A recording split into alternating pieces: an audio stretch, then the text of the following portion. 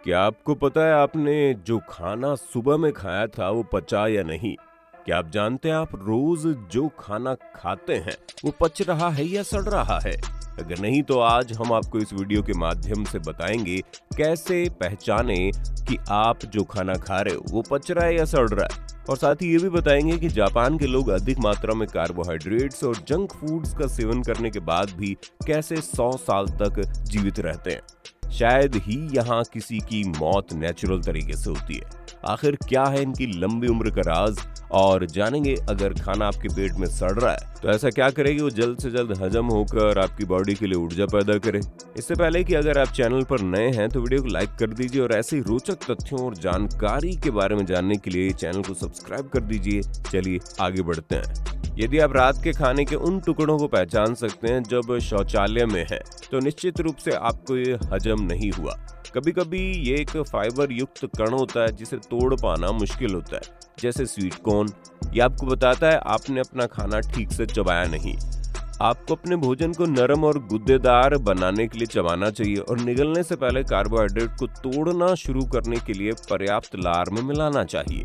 ये आपको ये भी बता सकता है कि बिंदु ए से बिंदु बी तक पहुंचने में कितना समय लगा। आपका पाचन पारगमन समय। यदि आपके स्वीट कॉर्न को दिखने में लगभग 24 घंटे लग रहे हैं तो आपका आहार शायद फाइबर युक्त है। आपका चयापचय अच्छा और कुशल हो सकता है। हालांकि 30 से 40 घंटे अभी भी सामान्य माने जाते हैं। ये व्यक्तियों के बीच काफी भिन्न हो सकता है। 40 घंटे से अधिक समय सुस्त माना जाता है और इससे कब्ज हो सकता है। महिलाओं में सामान्य रूप से पुरुषों की तुलना में थोड़ा धीमा पाचन पारगमन समय होता है। यदि भोजन बहुत तेजी से उड़ रहा है, मान लीजिए 10-12 घंटे, ये आपके शरीर को किसी भी पोषक तत्व को संसाधित करने का समय नहीं देता है। ये एक लीकी फ्यूल टैंक वाली कार की तरह है। पेट्रोल तो जा रहा है लेकिन इस्तेमाल नहीं हो रहा। अक्सर ये बहुत ही नरम मल और दस्त का कारण बन सकता है। कृपया लगातार दस्त की जांच किसी चिकित्सक से कराएं। ये कुपोषण का कारण बन सकता है और आपको बहुत नीचे गिरा सकता है। ये एक तरीका है जांच करने का कि आपका खाना पच रहा है या सड़ रहा है। दूसरा तरीका ये है कि आप इस इमेज को गौर से देखिए और डिसाइड कीजिए कि आपको किस तरह के मल आते हैं। आदर्श रूप से आपका मल टाइप 3 या 4 होना चाहिए, जो आसानी से निकलने के लिए पर्याप्त नरम हो लेकिन बहुत अधिक पानी वाला ना हो। यदि आप टाइप 1 या 2 का अनुभव कर रहे हैं तो आपको सबसे अधिक कब्ज या हल्का कब्ज है। और यदि आप टाइप 5, 6 या 7, जिसका मतलब है आपका खाया हुआ पूरा खाना सड़ रहा है। दोस्तों, अगर हम सही तरीके से खाना खाते हैं तो हम बीमारियों से बचे रहते हैं और हमारी उम्र ऑटोमेटिकली लंबी हो जाती है। दोस्तों, खाने पीने का सही तरीका जानने से पहले आपका ये जानना जरूरी है कि आखिर खाना हमारे पेट में पचता कैसे है। पाचन की प्रोसेस हमारे मुंह से ही शुरू हो जाती है। जैसे ही जब हम अपने फूड को मुंह में डालते हैं, हमारे खाने में हमारा सलाइवा मिल जाता है और दांत भोजन को कई सारे छोटे छोटे टुकड़ों में तोड़ देते हैं। इसके बाद ये भोजन फायरिंग से गुजरता है, जहां से इसमें चिकनाई मिक्स हो जाती है और फिर इसे आहार नली में भेज दिया जाता है, जहां से खाने को स्टमक यानी कि पेट में भेज दिया जाता है। जैसे भोजन स्टमक में पहुंचता है, स्टमक इस फूड को अपने इनर लाइनिंग से निकलने वाले gastric digestive juice, hydrochloric acid और म्यूकस के साथ अच्छी तरह से मिक्स कर देता है और एंजाइम्स फूड में से प्रोटीन को अलग कर देता है। वहीं हाइड्रोक्लोरिक एसिड भोजन को बहुत ही छोटे छोटे टुकड़ों में बांट देता है। म्यूकस एक चिपचिपा पदार्थ होता है जो हमारे स्टमक से निकलता है और फूड में जाकर मिल जाता है कि हमारे स्टमक की दीवार को स्टमक से ही निकलने वाले एसिड से बचाता है, ताकि स्टमक की दीवार डैमेज न हो जाए और पेट में एसिड की मात्रा ज्यादा हो जाए तो पेट में छाले हो सकते हैं। इसलिए इनका बैलेंस बनाए रखना बहुत जरूरी होता है। अब ये फूड स्टमक से स्मॉल इंटेस्टाइन की तरफ बढ़ने लगता है। इस पूरे प्रोसेस में लगभग 2 घंटे का समय लग जाता है, जो कि अलग अलग फूड पर निर्भर करता है। वहाँ लीवर से आया हुआ बाइल जूस और पैंक्रियास से आया हुआ पैंक्रियाटिक जूस खाने के साथ मिल जाता है। लीवर से आया हुआ बाइल जूस, जो कि स्टमक से आए हुए भोजन के साथ मिल जाता है, ये बॉडी में फैट को अब्जॉर्ब करने में मदद करता है। वहीं पैंक्रियास से निकलने वाला पैंक्रियाटिक जूस की वजह से कार्बोहाइड्रेट्स, शुगर और ग्लूकोज में टूट जाते हैं और प्रोटीन अमीनो एसिड में टूट जाते हैं और ये ब्लड में मिलकर शरीर के दूसरे हिस्सों में पहुंचा दिए जाते हैं। इसके बाद जब भोजन डाइजेस्ट नहीं हो पाया होता या फिर जो वेस्ट मटेरियल होता है वो बड़ी आंत से गुजरकर एनस से होते हुए हमारे शरीर से बाहर निकल जाता है। तो इसमें एक लंबी प्रोसेस के बाद हमारा खाना पच जाता है। अब जब आप ये जान गए हैं कि खाने का पाचन कैसा होता है, तो चलिए अब ये भी जान लेते हैं कि हम किस तरह इस प्रोसेस को इम्प्रूव कर सकते हैं, ताकि आपके पेट में जो खाना आप खा रहे हो वो पच जाए, सड़े ना और आपके शरीर को खराब ना करे, और आप जो खाएं पिए वो आपके शरीर को सही तरीके से लगे, ना कि आपके शरीर में बड़ी बड़ी बीमारियों को अंजाम दे दे। तो इसलिए अब हम समझ चुके हैं कि कैसे पाचन क्रिया होती है और इसे कैसे इम्प्रूव करना है, ये जान लेते हैं। नंबर 1 बहुत इंपॉर्टेंट है, ज्यादा से ज्यादा काम करें। दोस्तों, जापान के लोगों की बात करें तो काम करना ही उनकी जिंदगी का, उनकी लंबी जिंदगी का असली राज है। जापान जैसे देश में रहने के बावजूद भी टेक्नोलॉजी के इस्तेमाल से बचते हैं वो, और ज्यादा से ज्यादा काम अपने हाथों से ही करते हैं। अगर हम कोई फिजिकल एक्सरसाइज नहीं करेंगे तो आपका खाना आपके इंटेस्टाइन में आगे नहीं बढ़ पाएगा और वहीं पड़े पड़े सड़ने लगेगा। इसलिए जितना ज्यादा हो सके फिजिकल एक्सरसाइज जरूर करें। सीढ़ियां चढ़े, साइकिल चलाएं, और कुछ नहीं तो मोबाइल को लेटे लेटे देखने की बजाय घूमते घूमते देख लें। ऐसा करने से आपका खाना पीना अच्छे तरीके से पच जाएगा। नंबर 2, खाने का सिंपल रूल। इसके लिए आपको जानना होगा, सन 1901 में जब लोग हेल्दी खाते थे और लंबी उम्र जीते थे, आपको वो चीजें ज्यादा खानी है जो 1900 के समय खाई जाती थी, जैसे दाल, सब्जी, रोटी, ओट्स, मीट फूड, और इसके अलावा जो चीजें 1900 में कम खाई जाती थी जैसे शक्कर, इसे कम खाएं, और जो चीजें 1900 में पाई ही नहीं जाती थी उन्हें खाना छोड़ दें, जैसे कि जंक फूड और प्रोसेस्ड फूड। तो अगर आप इस सिंपल से रूल को फॉलो करते हैं तो आप अपनी उम्र में बढ़ोतरी कर सकते हैं और हेल्दी लाइफ भी जी सकते हैं। जमीन में बैठकर भोजन कीजिए हमेशा। नंबर 3, फाइबर्स फूड खाएं।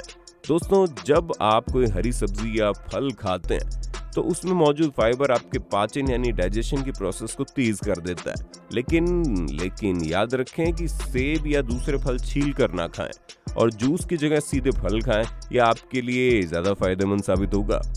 नंबर 4, खाना अच्छे से चबाना। खाने को अच्छी तरह से चबा कर खाना चाहिए। इससे भोजन का पाचन अच्छी तरह और जल्दी होता है। साथ ही भोजन में मौजूद सही और जरूरी न्यूट्रिशन भी हमारे शरीर को सही तरह से मिल जाते हैं। अगर आप खाना अच्छी तरह से नहीं चबाते तो खाने के सॉलिड पार्टिकल्स भी आपके शरीर में पहुंच जाते हैं और आपकी स्मॉल इंटेस्टाइन इसमें से न्यूट्रिएंट्स को अच्छी तरह से अब्जॉर्ब नहीं कर पाती, और कई बार बहुत ज्यादा जल्दी खाने से पेट में दर्द भी हो जाता है, क्योंकि पेट ठीक से पचा ही नहीं पाता। इसलिए खाने को हमेशा अच्छी तरह से चबा कर खाइए। आपको यकीन नहीं होगा, लेकिन जापान के लोग अपने खाने में 1 घंटा लगाते हैं। अगर बात आयुर्वेद की करें तो आपको अपने निवाले को 32 बार चबाना चाहिए। इससे सारे सॉलिड पार्टिकल्स टूट जाते हैं और खाना अच्छी तरह से डाइजेस्ट हो जाता है और आपको इसके पूरे न्यूट्रिएंट्स मिल जाते हैं। नंबर 5, भोजन करते समय पानी ना पिएं। दोस्तों, आपने मार्केट में मिलने वाले सस्ते एसिड को देखा होगा, तो उसमें खूब सारा पानी मिलाकर उसे कम इफेक्टिव कर दिया जाता है। ऐसा कुछ आपके पेट में होता है, जैसे कि हमने वीडियो में देखा था कि खाना पचाने के लिए उसमें एसिड मिलता है, लेकिन जब आप खूब सारा पानी पी लेते हैं खाने के साथ तो एसिड का असर कम हो जाएगा। इससे भोजन को पचने में ज्यादा समय लग जाता है और खाना पचने की जगह सड़ना शुरू हो जाता है। इसलिए भोजन करने से लगभग 40 से 50 मिनट पहले और भोजन करने के लगभग आधे घंटे बाद ही पानी पीना चाहिए। इसके बीच में नहीं पीना चाहिए। नंबर 6, कभी भी ज्यादा खाना ना खाएं। आयुर्वेद के अनुसार हमेशा भूख से थोड़ा कम ही भोजन करना चाहिए। एक बार में ज्यादा खाना खाने से पाचन तंत्र पर अतिरिक्त दबाव पड़ता है। अब आप पूरा सोचिए कि जब आपका पेट पूरी तरह से खाने से भर जाएगा तो उसमें खाने को हिलने के लिए जगह नहीं होगी। फिर पेट पाचन की प्रोसेस करेगा तो करेगा कैसे? और ऐसे में क्या होगा? आपका खाना पचने की जगह सड़ना शुरू हो जाएगा, जिस वजह से आपको एसिडिटी होने लगेगी, आपके मुंह से बदबू आएगी, आपको आलस आएगा। इसलिए हमेशा अपने पेट को 80% तक ही भरें, यानी कि भूख से कम ही खाएं। नंबर 7, अगला पॉइंट आयुर्वेद के अनुसार जमीन पर बैठकर खाने से खाना अच्छी तरह से पचता है। इससे भोजन के जरूरी तत्व शरीर को पूरी तरह से मिल पाते हैं और खड़े होकर भोजन नहीं करना चाहिए। इसलिए आज से ही डाइनिंग टेबल को छोड़कर जमीन पर खाना खाना शुरू कर दो। और अगर आप आज के वीडियो में बताए गए सभी रूल्स को फॉलो कर लेते हैं तो आप खुद ही अपने आप में फर्क महसूस करेंगे और आपकी लाइफ भी कई साल बढ़ जाएगी। इस वीडियो को शेयर करें फेसबुक पर, व्हाट्सएप पर, यूट्यूब पर। आजकल के लड़के लड़कियां, नौजवान बच्चे ये लगातार पिज्जा, पास्ता, फ्रेंच फ्राइज और इन सब में इस कल्चर में आ गए हैं, और बर्गर जो आज नौजवानों की लत पड़ गई है। ये सब इतने खराब चीजें हैं, कितनी ज्यादा टेंशन दे सकती है आपके डाइजेस्टिव सिस्टम को। हमारे देश में लगातार ये जो चीजें चल रही है, कैंसर, जो हो रहा है लगातार पेट का कैंसर, लोगों को बड़ी आंत का कैंसर, छोटी आंत का कैंसर, पेट का कैंसर, ये लगातार चीजें बढ़ रही है, जो बीमारियां बढ़ा रही है। इसके पीछे सबसे बड़ा कारण हमारा खाना है। हमें वही खाना चाहिए जो जिंदा हो। पैकेट में पैक्ड मरी हुई चीजें अगर आप खाएंगे तो आपके शरीर को ये नुकसान करेंगी, क्योंकि इतने दिनों से स्टोर जो होता है इसमें न्यूट्रिशन कहाँ बचा भाई। आप नूडल्स खाकर जिंदा रहते हो, 2 मिनट नूडल खा के जिंदा रहते हो आप लोग, और आपके शरीर को मिलेगा तो सिर्फ और सिर्फ चर्बी चर्बी। तनाव, अनिद्रा और बेचैनी, इसके शिकार हो जाएंगे आप। हाथ जोड़कर निवेदन है, खाना खाते समय टीवी ना देखें, मोबाइल ना देखें, शांति से बैठकर खाना खाइए ना, जितना चबा सके उतना चबाकर खाइए। 1 घंटा पहले पानी को पी लीजिए। खाना खाने के दौरान तो पानी पीना ही नहीं है, खाना खाने के आधे घंटे बाद पीना है, इससे बहुत फायदा होगा। तो दोस्तों, ये बहुत ही इंपॉर्टेंट वीडियो है आज कल की जनरेशन के लिए। इसे शेयर कीजिए फेसबुक पर, व्हाट्सएप पर, यूट्यूब पर। इससे हमारे देश का बड़ा भला होगा, देश के नौजवानों का भला होगा। कल फिर मिलते हैं एक और जानकारी से भरे वीडियो में। आशा करता हूँ ये वीडियो आपको पसंद आया होगा। अगर आपको वीडियो अच्छा लगा तो इसे लाइक और शेयर करना मत भूलना। अगर आप हमारे चैनल पर नए हैं तो चैनल को सब्सक्राइब करना मत भूलना। अभी के लिए इतना ही, मिलते हैं अगले वीडियो में। तब तक जय हिंद, वंदे मातरम।